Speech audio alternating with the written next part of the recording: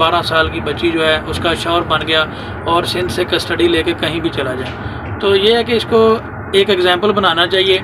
इसमें हम honourable court से हमारा अगला लाया अमल यही है कि बच्ची के जो हकीकी वारसान हैं वो उसके वालिद हैं, वालिद और वालदा हैं, और वालदैन से बड़ा गार्डियन भी कोई नहीं होता और केयर टेकर भी कोई नहीं होता।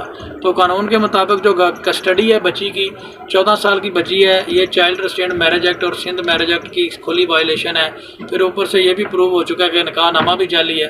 तो इसका कोई और लीगल इंटाइटलमेंट नहीं है किसी शख्स की वालदैन के अलावा। तो अब इसके हकीकी जो गार्डियन है, हकीकी जो कस्टोडियन है, वो सिर्फ वालदैन ही है। तो मेरी तो यही इसमें एक ऑब्जर्वेशन है कि बच्ची जो है वो वालदैन को जाएगी और उसी को जानी चाहिए। अगर बच्ची कहती है कि मैं वालदैन के साथ नहीं रहती, तो फिर उसका दूसरा सलूशन ये है कि बच्ची जो है वह ऑनरेबल कोर्ट जो है उसमें कोई स्टेट गार्डियन अपॉइंट कर सकती है और उसको सेफ़ हाउस भेज सकती है। वहाँ पे जाके उसकी कोई साइकोथेरापी और उसके तलीम वगैरह के और दीगर मामला, वो फिर ये सारा मोअज़्ज़ज़ जज साहिबान के ऊपर है कि ये वो इस मैटर को कैसे रिजॉल्व करते हैं। लेकिन ये इंशाल्लाह सिंध के लिए और पाकिस्तान के लिए और जो नई बच्चियाँ हैं, यंग नौजवान बच्चियाँ हैं, उनके लिए ये केस एक एग्जाम्पल होगा। हम किसी सूरत भी ये प्रेसिडेंट सेट नहीं होने देंगे कि 10-12 साल की लोगों की इज़्ज़तें जो है वो कोई भी उसका शौहर बन जाए और नीलाम करता फिरे और उनका मिसयूज़ करता। जी, अगर बच्ची ये एडमिट कर लेती है तो फिर सीधी जो 376 और किडनैपिंग एंड अबडक्शन के जो 365 में ऑफेंसेस हैं वो लगेंगे, और इसके अलावा जो निकाह नामा जाली और चाइल्ड रेस्ट्रेंट मैरिज एक्ट की, और इसमें फिर बच्ची का मेडिकल और DNA करवाया जाएगा और उसमें देखा जाएगा कि किस किस बंदे की हद तक उसका जना जो है वो एक से ज़्यादा लोगों ने उसका मिसयूज़ किया है या एक ने किया है। तो जिसका DNA मैच होगा वो जाएंगे 376 में, जिसकी सज़ाए मौत और उम्र कैद। सज़ाए मौत है उम्र कैद जो 25 साल को कहते हैं।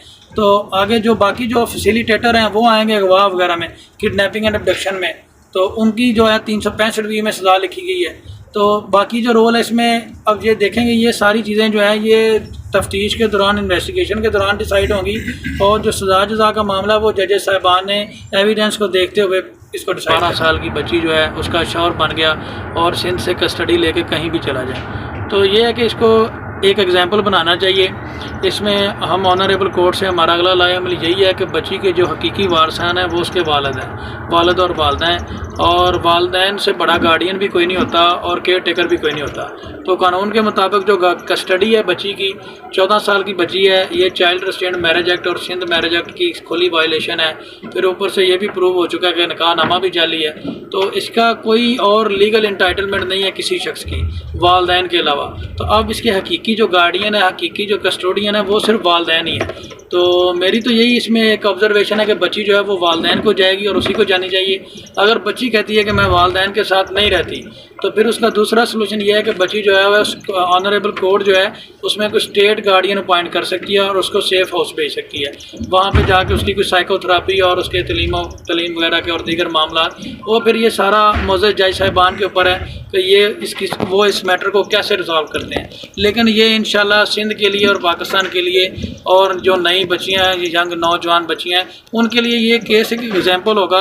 हम किसी सूरत भी ये प्रेसिडेंट सेट नहीं होने देंगे कि 10-12 साल की लोगों की इज़्ज़तें जो है वो कोई भी उसका शौहर बन जाए और नीलाम करता फिरे और उनका मिसयूज़ करता।